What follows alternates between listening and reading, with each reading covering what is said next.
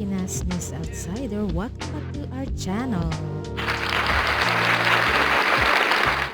And for today's video, makikimarites na naman tayo sa mga latest issue ngayon.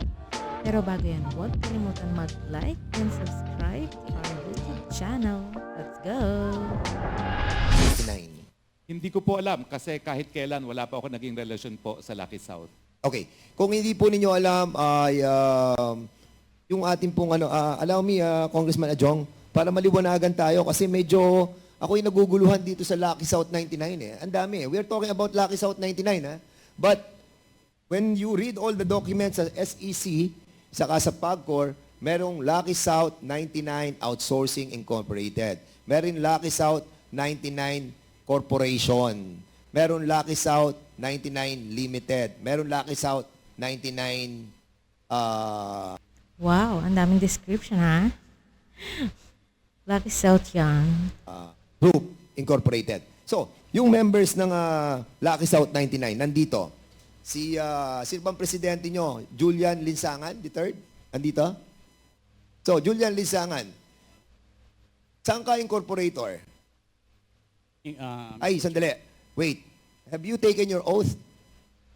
So, to all those who are invited for the first time on this hearing, please stand up para ma-administer po yung inyong and the COMSEC is hereby directed to take their oath.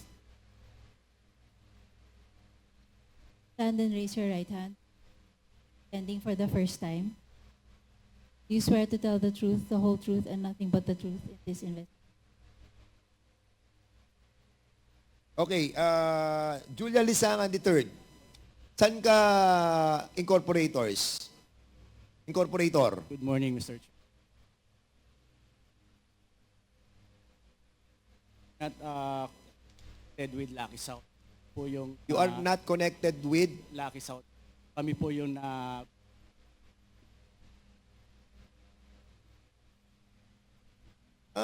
Biktima kayo ng identity theft po. identity theft. Yes, sir. So, hindi kayo involved dito sa Lucky South 99? Your Honor, we're not even...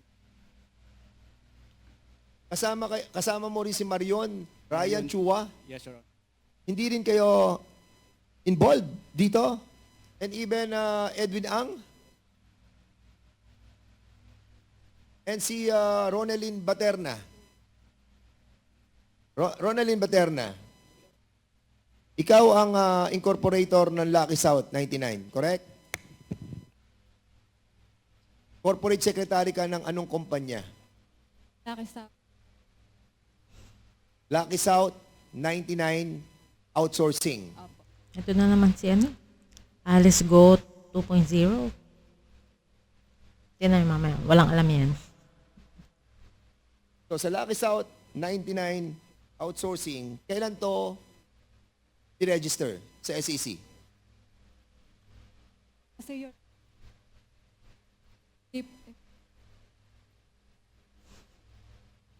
Trabaho yung...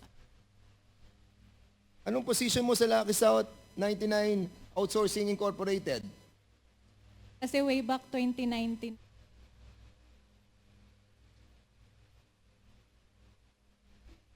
2020 po, parang... So you were, okay, inassign ka lang doon sa korporasyon, Opo. pinapirma ka lang without you contributing anything doon sa korporasyon? Opo. Ha? So dami ka. Ginawa kang dami. Nino? Ano, di ba po, 2019 reception. Tapos nung sinabi po nila na parang gagawin po nila akong corporate secretary, parang ano ko na lang. Kung sino nagsabi sa iyo na ipapasok ka sa Lucky South 99 Outsourcing Incorporated? Yung company po. Sino nga doon sa company? Mga admin po. Sino sa company? Sino yung admin? Anong pangalan nung nagsabi sa iyo? Si Ma'am Charlotte po. Si Charlotte. Anong pangalan ni Charlotte? Parang siya po yung HR. Charlotte ano? Charlotte. Charlotte C. Yeah, siya po yung... So Chinese siya? Chinese siya? Opo. Is she still here? Wala na po. So anong position na Charlotte C? Pagkakaalam ko po, siya po ay, kasi siya po yung nag-interview sa akin. So in other words, napunta ka doon, Ronaldin Baterna. So lahat dito, kasi makikita namin yung mga signatures mo from Lucky South 99 Outsourcing Incorporated, napapunta ka rin dito sa Lucky South 99 Corporation.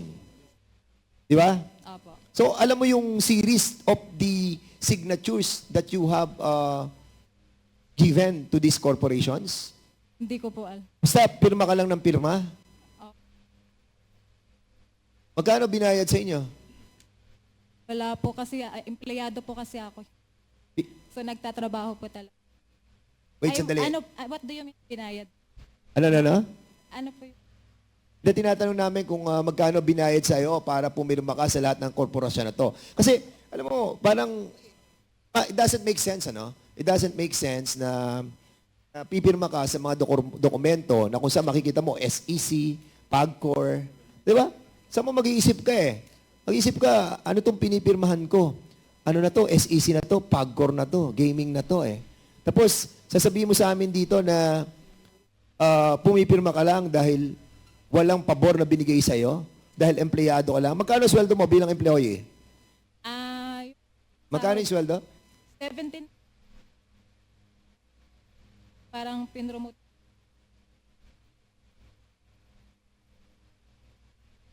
So 70, naging 20 ka. 3 po. Ilan taon ka na sa kanila? Hanggang ngayon, 2019 hanggang ngayon, 5 years. 5 years ka na doon at sinasabi, ang sweldo mo mula noon hanggang ngayon is 17, na-level up ka na, 20,000 ka na ngayon. 23 po. 23,000. 23,000. In other words, sinasabi mo na naisahan ka, parang gano'n. Yung paper man. I hope you don't mind. Anong natapos mo? Anong natapos mong course? 2 years God. Anong course? Associate. Associate Computer? Saang school? Tanaw po. Taga Mindanao ka? Po. And I think you are educated enough to know that what you are signing is so important that what you are trying to manifest in this committee is unbelievable.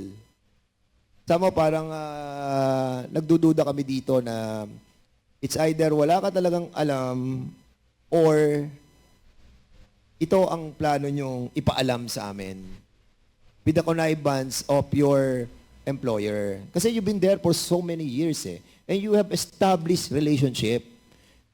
At kami naman dito sa Kongreso, tingin ko, hindi naman tanga mga congressman dito para basta-basta paniwalaan ka namin na pagkatapos na 5 taon na nandun ka, hindi mo binasa, 5 taon na nandun ka, nagtatrabaho ka, hindi mo binasa yung SEC, hindi mo binasa yung PAGCOR. Sa lahat ng mga dokumento at lahat ng kanilang mga negosyasyon, andun ka. Mula sa Lucky South 99 Outsourcing hanggang sa Lucky South 99 Corporation, kasama ka. Miss Ronaldin Baterna. I think we will be asking more questions in a while. So, nakuha ko na yung time ni Congress. I will be yielding back his time, but Ronaldin Baterna, please answer truthfully. I think you are Fernandez, Attorney Maris Fernandez. Kasi with all your documents that you have submitted here, nakita ko yung Lucky South 99 Outsourcing. 2 dokumento to na merong structure. Is this a requirement for applying for the license? One of the requirements Organizational chart. At sa organizational chart, napansin ko, yung Lucky South 99 Outsourcing Incorporated, nakalagay dito yung unang presidente, si Shang Li Ji, and then si Catherine Ong, yung corporate secretary, and then si Dennis Cunanan, yung corporate communication and government relations. Is this correct? Yes. Yes, sir. So, Yes. is this accurate na paano nyo nabe-verify yung mga structure ng organization? Sir, for that purpose po, yan pa lang po yung pinapakita nila during the application period.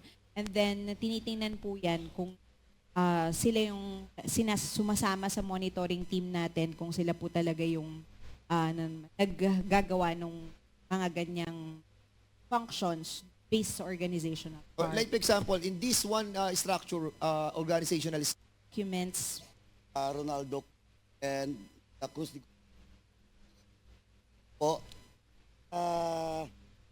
they mentioned about malicious accusation of former Secretary Harry Roque with regards to the contract between the CIB and of course, so Mr. Chairman, with that, again, my manifestation a while ago that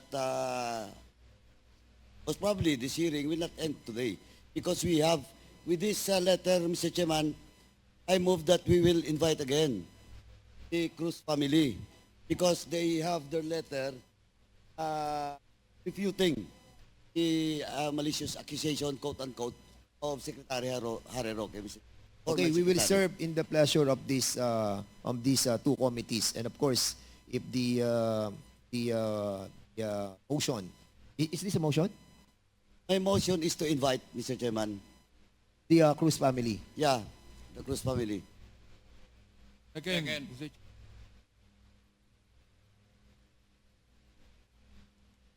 Chair. So I The believe that presence of Chairman Andre Domingo here is very important. I'm not going to make a motion anymore. okay, thank you so much. And not the policy, but our tradition and our somehow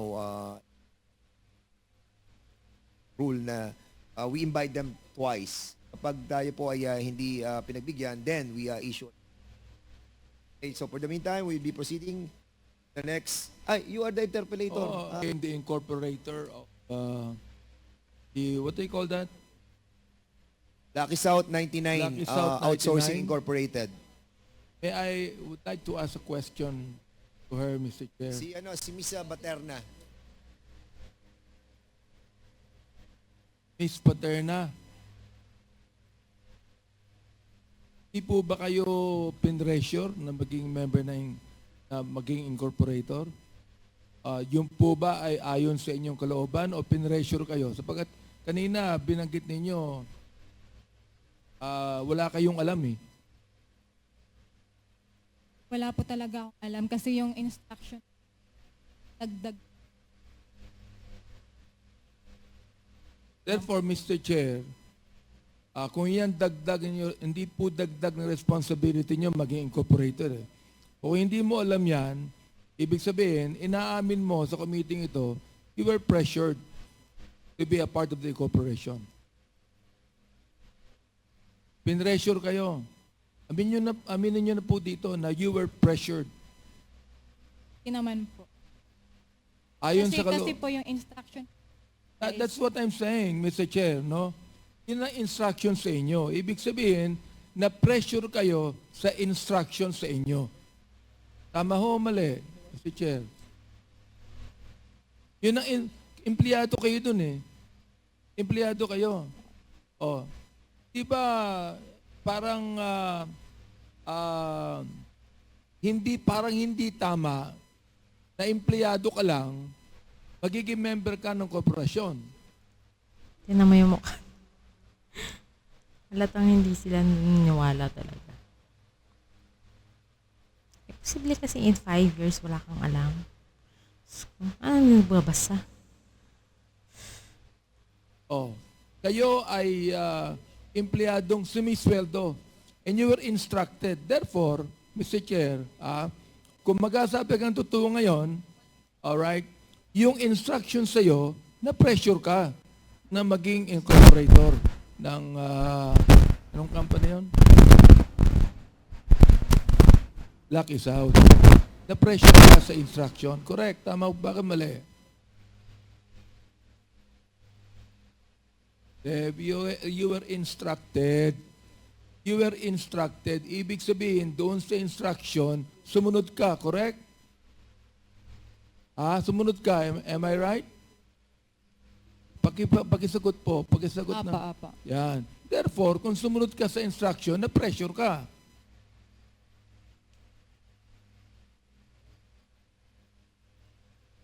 Congressman Abante, I think Ronaldin Baterna brought along with her lawyers.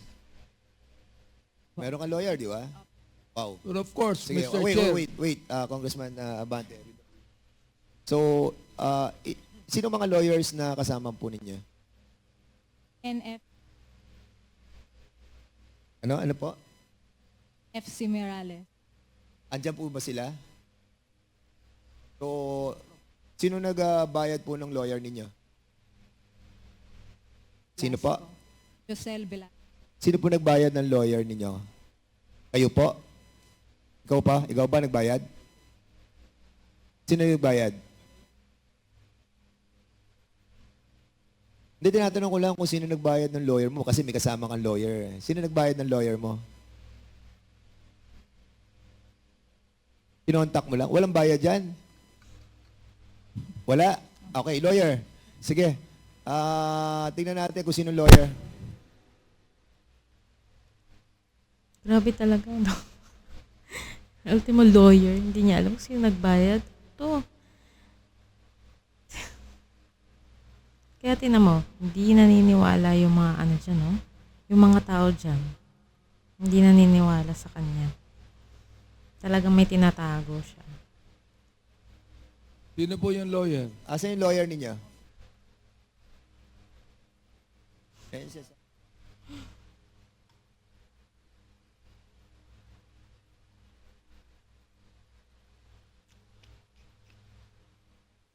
Can you kindly sit beside the Ronaldin Baterna?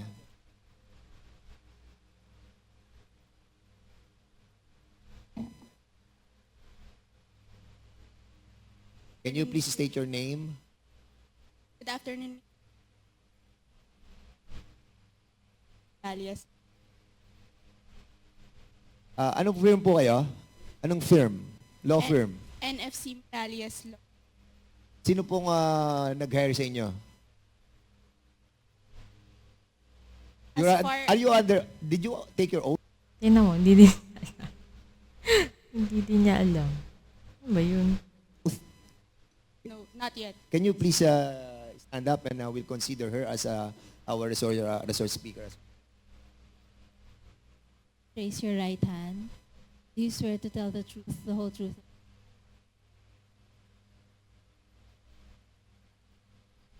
Okay, sa attorney. So, sino po nag-hire sa inyo?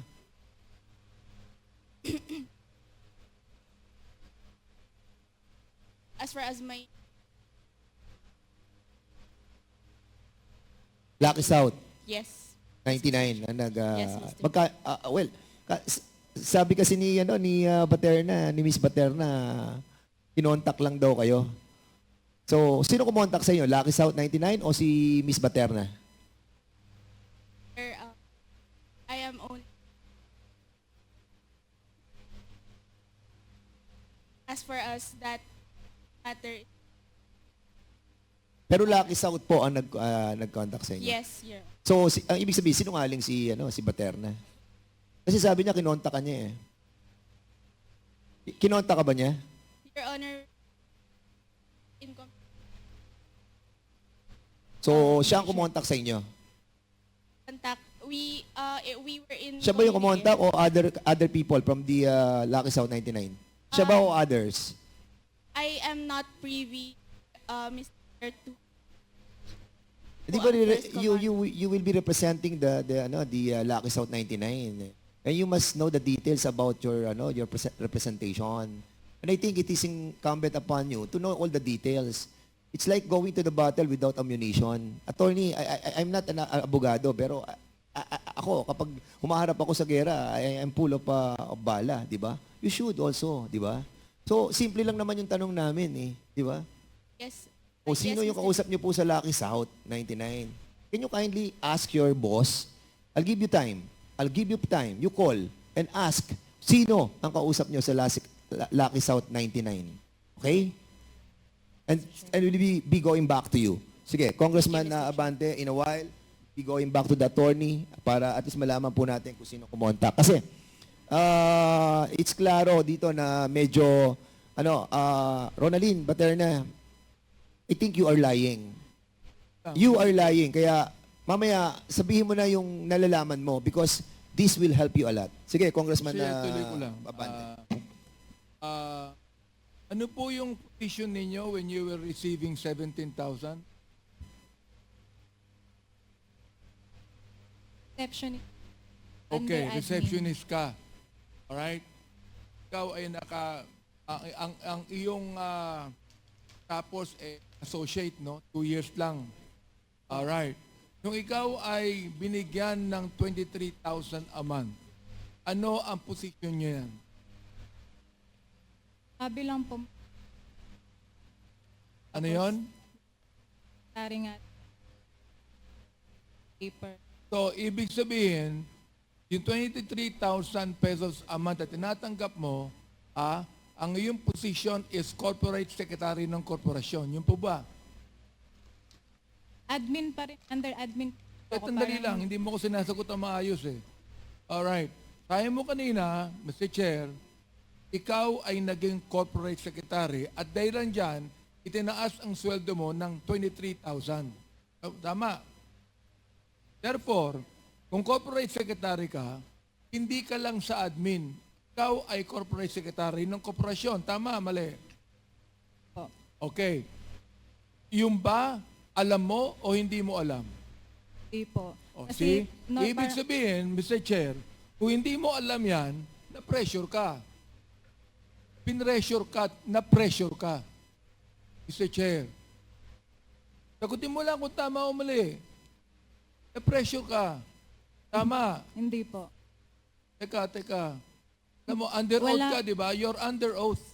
You're under oath. Alam niyo bang ibig sabihin ng under oath? Opo. Na magsasabi ka ng totoo. Alright. Now, sa akin, Mr. Chair, ang nagsasabi ng totoo, sapagkat Luka, ikaw ay na-promote bilang corporate secretary ng korporasyon, hindi ng admin. Hindi mo alam. Therefore, kung hindi mo alam, ginawa kang corporate secretary ng korporasyon na hindi mo alam, sabihin na pressure ka. Hindi naman po kasi nga po pagkakaalam clerical.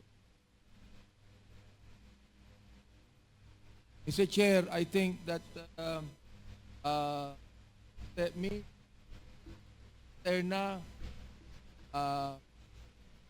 is even confused on her position, that I believe she was pressured and that she is not actually right. I do not know if her lawyer was the one that told her that. Anyway, I would like And for to... your information also, Congressman Benny Abante, that the same law firm na naging lawyer ni Paterna is also the one who filed a motion to quash the search warrant. Hindi ikaw ang kumontak, kundi ang kumontak noon ay yung officers ng Lucky South. Am I right?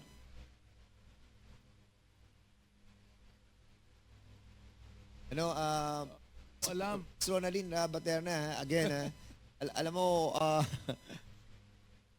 baka we will be forced to cite you in contempt, kasi kanina nagsinungaling ka na sinabi mo na ikaw ang kumontak, But unfortunately, the line of questioning of Congressman Abante leads to something, pero you're refusing to answer. And alam mo, kung bago ka lamang dyan, we will be considerate. Kasi 5 taong ka na dyan eh. Like for example, to sila Julian Linsangan, Edwin Siang, Marion Ryan Chua. Bago lang po ba kayo o nagtatrabaho din kayo sa kanilang kumpanya, sa other companies? Wala kayong connection sa mga companies na to? Yeah, so identity theft yung kanila. Well, si Julian Lansangan, si Edwin Siang, si Marion Ryan Chua, kasi sila yung mga bagong incorporators ng Lucky South 99 Corporation. Kasi you have to understand that yung Whirlwind, yun yung sa real estate, yung nagpapagawa ng development. Pero pagdating sa pagkuha ng lisensya sa PAGCOR, ang ginamit po na nilang una ay Lucky South 99 Outsourcing Incorporated. And then nag-file sila ng articles of incorporation na citing all the amendments. At ang pinalit nila sa Lucky South 99 Outsourcing Incorporated ay Lucky South 99 Corporation. So, yun na po yung bagong pangalan. Kasi nga, hindi na-aprubahan sa PAGCOR yung Lucky South 99 Outsourcing. Kaya ang ginawa po nila, nag-file sila ng amendment at binago nila yung mga incorporators. At doon pumasok sila Julia, sila Linsangan. Doon kayo pumasok sa Lucky South 99 Corporation. Am I correct?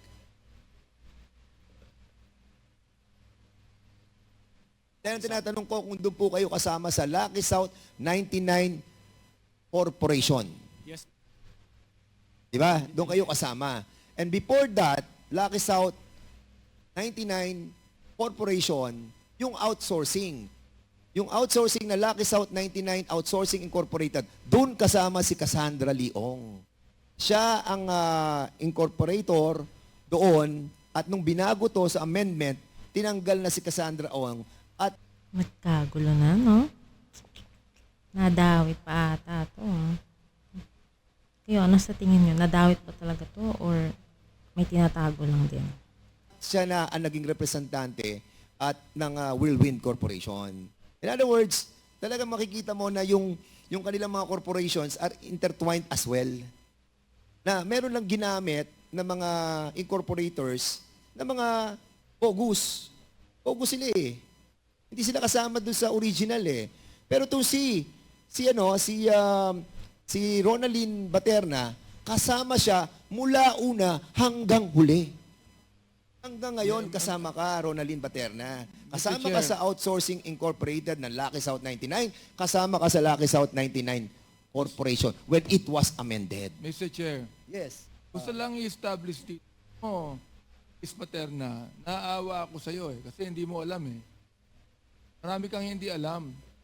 Ibig sabihin, iibahin ko yung question ko. Ibig sabihin, nagamit ka.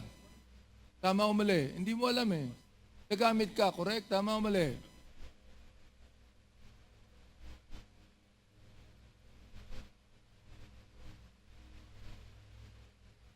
Ano po yun? Ano po yun? Kiyado lang. So, Look, parang wala po akong ang korporasyon po na kinabibilangan ng mga foreigners, ang 60% po niyan dapat Pilipino. Ang 40% dapat foreigners. So ilan po ang share ninyo? Ilan ang share ninyo sa korporasyon na yan? Wala po.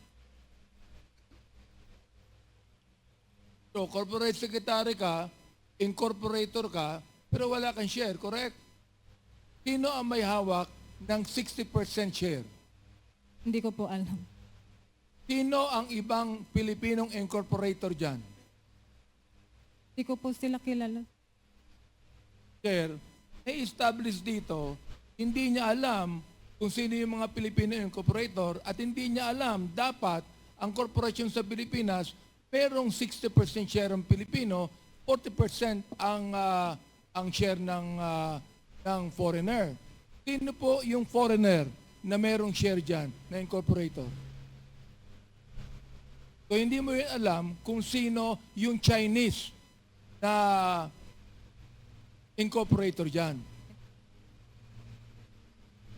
Hindi mo kilala kung sino ang presidente at chairman ng korporasyon? Hindi po.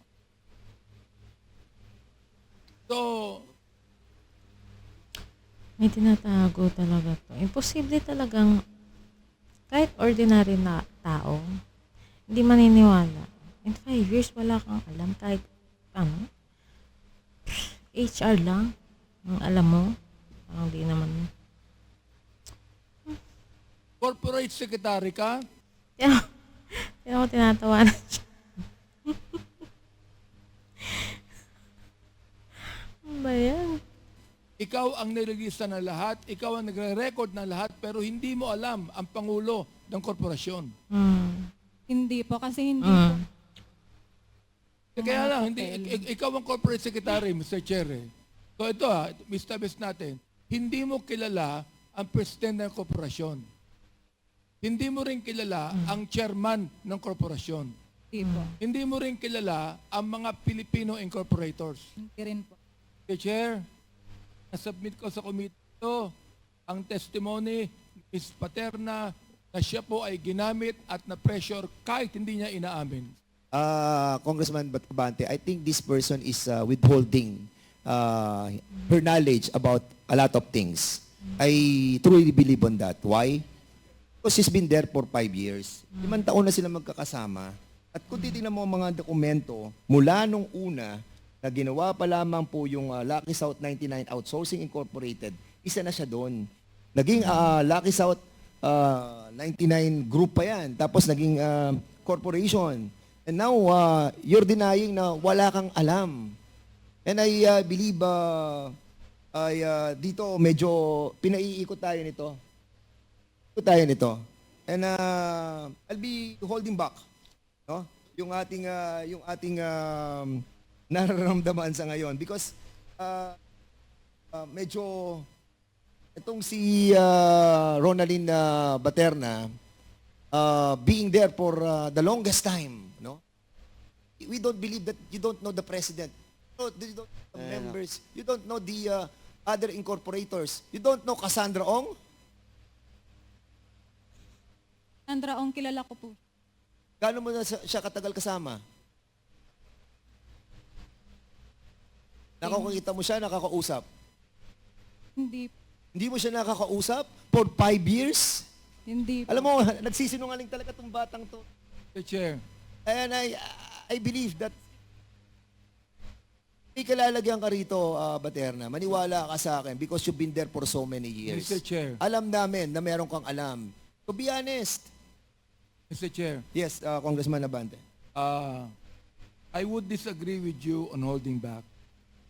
I'd like to make a motion that we put Ms. Paterna in contempt, this committee, until such time that she tells us the truth about the corporation. So I move, Mr. Mr. Chairman. Mr. Chairman. Mr. Chairman. Congressman, Thank you, Mr. Chairman. Anyway, Ms. Paterna, may motion na po. Naintindihan mo ba yung contempt motion ni Chairman Pante? Do you understand? Alam mo po ba yun? Ito, kasi Ms. Paterna, as far as I understand, pag sinight ka ng contempt dito sa House, you will be detained. No? Ngayon, yung contempt is part of our internal rules, Section 11 of our internal rules. At alam mo ba yung violation mo? Your violation is paragraph C of our internal rules, Section 11, paragraph C, refusal to answer important questions from the members of this committee. In short, you are lying. Pasensya na po kayo. First time ko po. Hindi, Tsaka hindi kaya po nga, ako kaya nga sanay. in-explain ko sa iyo. So you now understand the consequences of your refusal to answer pertinent questions. Kasi, sandali po, Mr. Chairman, who's the lady? No. She's Beside. the lawyer. Attorney, Sandali po. please don't whisper to the resource speaker. Sandali po. Let her Sandali. answer, okay? On her own, okay? Unless the members of this committee allow you to say something to your... Mr. Chair, I would withhold the motion if right now Ms. Paterna will tell the truth. Siguro, Dennis Cunanan, andyan si Dennis Cunanan eh. Dennis Cunanan, you've been in the Lucky South 99 Outsourcing Incorporated. Sandali po, Mr. Chairman, hindi pa ako tapos eh. The chairman can interject. No, I am just... Yes, I recognize you. I do not want to Yes, hear... Congressman Paduano. With due respect, hindi pa po ako tapos because I have to ask first Ms. Paterna if indeed she understands the Okay. contempt motion. Okay, because of you give And some... now you're- No, and now no, you're wait, recognizing Dennis Cunanan? Congressman Paduano. Let the chairman acknowledge you again or recognize you before you speak. Para medyo tayo may order, no? So, the good chairman of Committee on Public Accounts asked some question. So, can you please reply? Ito tanong mo na diretso. Ms. Paterna. O ngayon, sinabi ko na lahat-lahat. Gusto mo tagalogin natin? Naintindihan mo ba yung sinabi ko kanina? Yung contempt order o motion? Naintindihan mo na? Na ikukulong ka dito sa House. Naintindihan mo ba? Naintindihan mo ba? O, tapos, ang violation mo is yung hindi pagsagot ng tama Matawa siya. sa mga tanong ng mga kasapi ng komiting ito. Naintindihan mo? Please. Okay. O, yun yung consequences. Now, do you want to answer the queries truthfully? Yes po. Thank you, Mr. Chairman. Okay, so in relation to your motion, Congressman Abante, but put in hold, may I ask Dennis Cunanan? Mr. Dennis Cunanan, you've been in the Lucky South 99 Outsourcing Incorporated. You